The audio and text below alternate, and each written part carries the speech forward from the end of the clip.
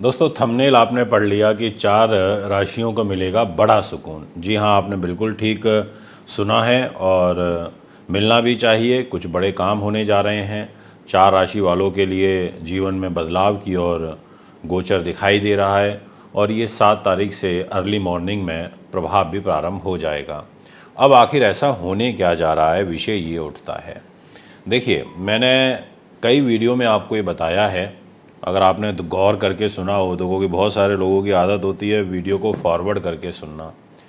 मैंने बताया है कि 4 राशियों के लिए इस समय केंद्र स्थानों में पाप प्रभाव बना हुआ है और उस पाप प्रभाव के कारण उनका जो जीवन है वो बाधित हो रहा है। उनको उन 4 भावों से संबंधित जो फल है उसमें कमी भी महसूस हो रही है और जितना मेहनत और परिश्रम कर रहे हैं उसके अनुकूल रिजल्ट भी अर्जित नहीं कर पा रहे। तो आज मैं आपको यही बताने के लिए उपस्थित हुआ हूँ कि जो वो 4 राशियाँ हैं उनके लिए केंद्र में बनने वाले पाप प्रभाव अब शांत हो जाएंगे 7 तारीख की सुबह, क्योंकि देवगुरु बृहस्पति की ही तरह दैत्य गुरु शुक्र का आगमन हो जाएगा।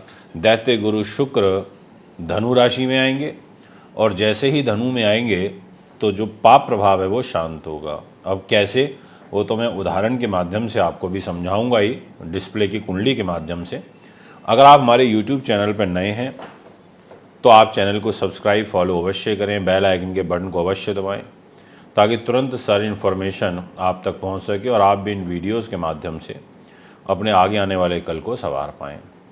आइए शुरुआत करते हैं और सबसे पहले आपसे बात करना चाहूँगा मिथुन राशि के विषय में कि आखिर जो मिथुन राशि है उसको किस तरीके से पॉजिटिव रिजल्ट्स मिलते हुए नज़र आ रहे हैं। आपके सामने डिस्प्ले में एक कुंडली आ गई है मिथुन राशि की और इस कुंडली में अगर आप ध्यान से समझें तो देखिए ये है 4th हाउस, यहाँ केतु महाराज बैठे हैं और ये है 10th हाउस, यहाँ बैठे हुए हैं राहु ग्रह।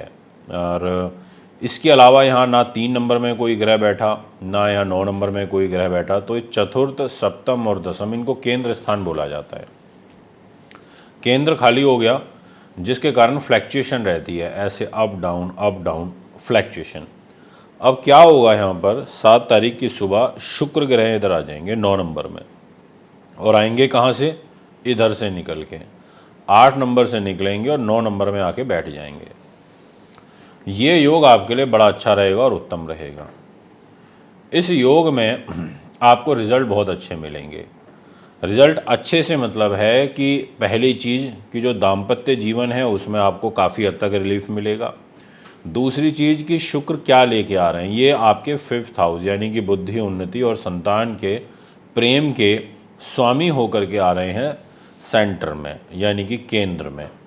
तो आपके लिए 7 तारीख की सुबह से लेकर और 5 दिसंबर तक का जो समय रहेगा वो विशेष रूप से निजी जीवन के लिए, मैरिज लाइफ में और साथ में जो आपकी लव लाइफ है उसमें जो डिस्टर्बेंस चल रही है उसको ठीक करने का काम करेगा।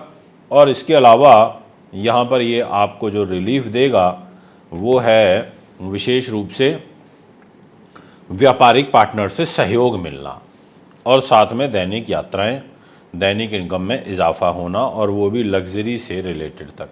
तो आप कोशिश करिए कि 2 तारीख तक दिसंबर में, 3 तारीख तक जितना हो सके मैक्सिमम इस समय का एडवांटेज लीजिए और जो परेशानियां, कष्ट आपके जीवन में चल रही थी, संतान, बुद्धि, उन्नति, नीति, शास्त्र और विद्वानता से संबंधित, उसमें भी आपके कमी देखने को मिलेगी।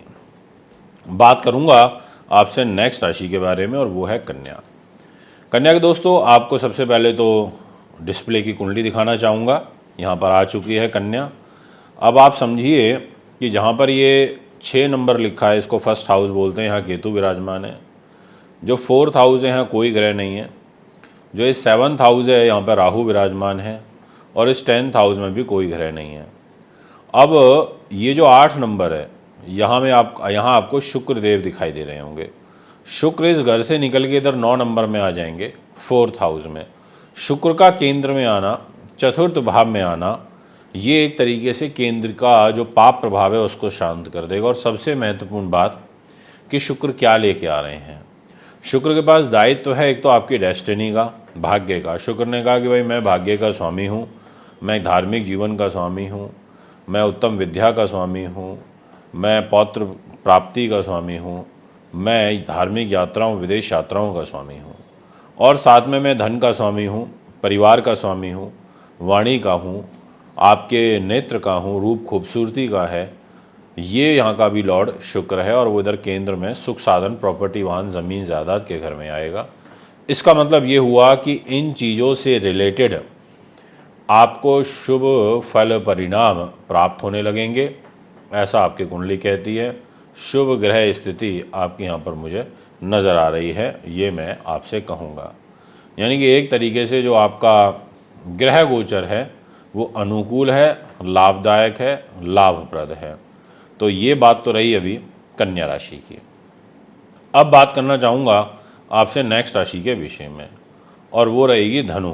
जितने भी जातक मुझे अभी धनु राशि के सुन रहे हैं, आपकी जो ग्रह स्थिति है उसके अनुसार मैं ये कह सकता हूँ कि आप देखिए, जहाँ ये लिखा है 12 नंबर, इधर राहु बैठे हैं यानी कि इसको 4th हाउस बोलते हैं, और जहाँ ये सामने 6 नंबर लिखा है यहाँ केतु बैठे हैं, इसको 10th हाउस बोलते हैं, और आपका 7th हाउस भी यहाँ पर खाली है, कोई ग्रह नहीं बैठा। तो एक तरीके से सेंटर में कोई शुभ ग्रह ना होने के कारण पाप प्रभाव आ गया। अब ऐसी स्थिति में आपका जो शुक्र है वो 7 तारीख की मॉर्निंग से लेकर के और 2 दिसंबर तक इधर 9 नंबर में रहेगा, इधर आ जाएगा, यानी कि इधर 8 नंबर से निकल के 9 नंबर में आ जाएगा, यानी कि आपके मान सम्मान के घर में आएगा, और वो भी लाभेश होकर के आएगा। ये जो 7 नंबर लिखा है ये शुक्र का घर है, इसको 11th हाउस बोलते हैं, लाभ का घर बोलते हैं। तो लाभेश अगर आपके फर्स्ट हाउस में बैठता है तो लाभ की स्थिति को बढ़ाने की कोशिश तो करता ही है, यात्राएं भी कराता है, और साथ में व्यक्तित्व को भी बढ़ाता है, और आप आपके व्यक्तित्व से लोग स्वतः आपकी ओर आकर्षित भी होने लगेंगे। ऐसा ग्रह योग भी यहाँ पर ये बनाएगा। अब आपसे बात करूँगा नेक्स्ट राशि के विषय में, और वो रहेगी मीन। मीन के जातकों, आपकी ग्रह स्थिति के अनुसार यहाँ जो 12 नंबर लिखा है इधर आपको राहु दिखाई दे रहे होंगे, जहाँ ये 6 नंबर लिखा है यहाँ केतु, जिसको सप्तम भाव बोलते हैं, ये 4th हाउस बिल्कुल खाली है, यहाँ 3 नंबर लिखा है, ये 10th हाउस 9 नंबर लिखा है, ये भी खाली है। बट 7 तारीख को जब आप उठेंगे तो आप देखेंगे कि आपको शुक्र इधर दिखाई देंगे, यानी कि इधर 8 नंबर से शुक्र निकल के इधर 9 नंबर में आ जाएंगे।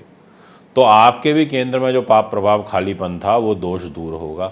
बट शुक्र के पास डिपार्टमेंट अच्छा नहीं है, वो रोगेश हैं, तनाव टेंशन बाधा देने वाले घर के मालिक होकर के आपके कैरियर के घर में आ रहे हैं। तो कैरियर को लेकर के सतर्कता बरतनी होगी, योजनाबद्ध तरीके से कार्य करना होगा, अन्यथा आपको बाधा पहुंच सकती है, ये मैं आपको विशेष रूप से कहना चाहूँगा। तो दोस्तों, ये है आपका ग्रह गोचर। फिर मुलाकात करेंगे। नमस्कार।